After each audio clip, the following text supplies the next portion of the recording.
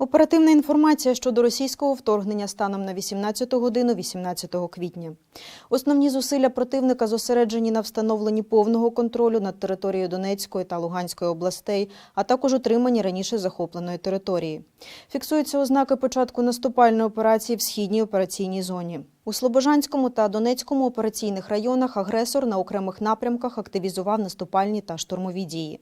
З метою посилення наступальних можливостей загарбники продовжують формувати додаткові підрозділи на території Ростовської області та на тимчасово окупованій території Автономної Республіки Крим. Планується їх використання для підтримки бойових дій основних сил у другому ешелоні, охорони адміністративних будівель та важливих об'єктів інфраструктури на захоплених територіях. За наявною інформацією, орієнтовний термін формування до 24 квітня цього року. Не виключаються провокаційні дії та застосування противником армійської авіації у прикордонних з Україною районах Російської Федерації, зокрема завдання ударів по цивільних об'єктах. На Волинському, Поліському та Сіверському напрямках суттєвих змін в діяльності військ противника не відзначено.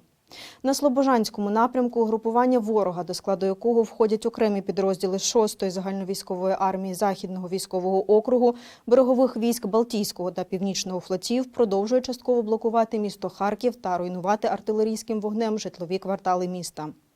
На Ізюмському напрямку агресор діє окремими підрозділами зі складу 1-ї танкової армії 20-ї загальновійськової армії Західного військового округу, 35-ї та 68-ї загальновійськової армії Східного військового округу і повітряно-десантних військ.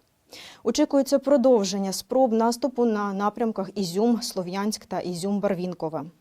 У районах безпосередньої близькості від державного кордону з Україною на території Белгородської області відзначається розгортання вертолітних майданчиків.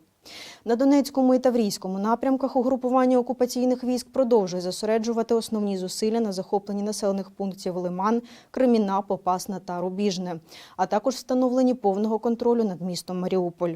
Ворог проводить штурмові дії в районі морського порту. Противник активізував наступальні дії на Северодонецькому, Попаснянському, Курахівському та Запорізькому напрямках. Для нарощування зусиль противник продовжує зосередження додаткових танкових та артилерійських підрозділів.